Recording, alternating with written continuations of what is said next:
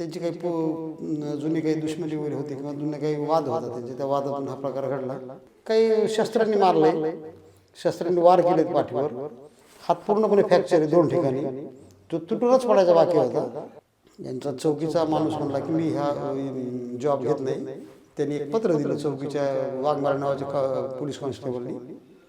मी साहेबांना एकच गोष्ट म्हणलं की जर समजा माझा मुलगा क्रिमिनल आहे, क्रिमिनल मुलावर किंवा क्रिमिनल माणसावर जर कोणी हल्ला केला तर त्याचा फिर्याद घेत नाहीत का, याचं काही सर्क्युलर असलं तर मला दाखवा। त्याच्यानंतर त्यांनी अक्षरशः मला धक्के मारून बाहेर काढलं। मुलावर होळीच्या दिवशी रात्री 10 वाजता हल्ला झाला।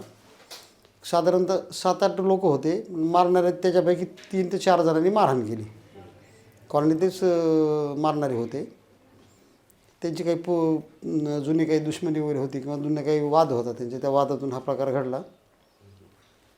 मारल्याच्या नंतर मुलगा बेहोश झाला। कुणीतरी त्याला XYZ लोकांनी सरकारी दवाखान्यात ॲडमिट केल्यावर मला फोन केला। 11 वाजता मी गेलो पाहायला, तर मुलाचा हात पूर्णपणे फ्रॅक्चर, म्हणजे त्याला जीवच मारायचा प्रयत्न, त्यांचा विचार असा होता की त्याला जीवच मारायचे। काहीतरी थोडीशी पुण्य आमची कामाला आली, त्याने हात असं वरी केला नसता तर कदाचित तो आज हे जगात नसता।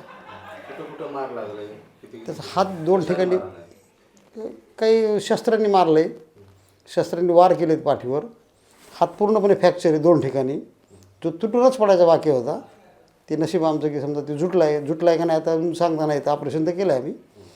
पायाला जखमा आहेत, पूर्ण शरीरावर वळ आहेत, पूर्ण शरीरावर दांड्यांनी, रॉडनी किंवा लाकडी दांड्यांनी, शस्त्रांनी त्याला मारहाण केलेली।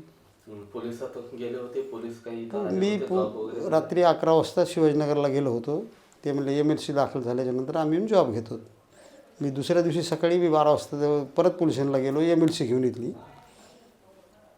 यांचा चौकीचा माणूस म्हणला की मी हा जॉब घेत नाही। त्यांनी एक पत्र दिलं चौकीच्या वाघमारे नावाच्या पोलीस कॉन्स्टेबलनी। ते पत्र घेऊन मी शिवाजीनगर पोलीस स्टेशनला गेलो। मी बाहेरच उभा होतो, तेवढ्यात मला बांगर साहेबांचा आतून मेसेज आला की दहीपळीला मध्ये बोलावं म्हणून।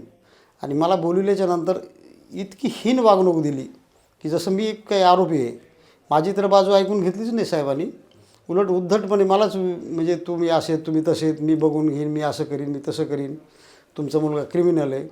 मी साहेबांना एकच गोष्ट म्हणलं की जर समजा माझा मुलगा क्रिमिनल आहे, क्रिमिनल मुलावर किंवा क्रिमिनल माणसावर जर कोणी हल्ला केला तर त्याचा फिर्याद घेत नाहीत का, याचं काही सर्क्युलर असलं तर मला दाखवा। त्याच्यानंतर त्यांनी अक्षरशः मला धक्के मारून बाहेर काढलं आणि मला म्हणले तुम्हाला कुठं जायचं तिथं जा, SP साहेबाकडे जा, कलेक्टरकडे जा, कमिशनरकडे जा किंवा कोर्टात जा, मी गुन्हा दाखल करून घेणार नाही किंवा तुमचा जॉब देणार नाही। आमचं हे अशीच म्हणणं आहे की आम्हाला न्याय द्यावा, जे आरोपी आहेत त्यांच्यावर गुन्हा दाखल करून घ्यावा, जो खरा प्रकार आहे तो प्रकार समोर यावा जनतेच्या। महाराष्ट्रातील सर्व बातम्यांचे विश्वासार्ह व्यासपीठ, सकाळच्या सर्व सोशल मीडिया प्लॅटफॉर्मला लाईक, फॉलो आणि सबस्क्राईब करा। तसंच सर्व नोटिफिकेशनसाठी बेल आयकॉन प्रेस करायला विसरू नका।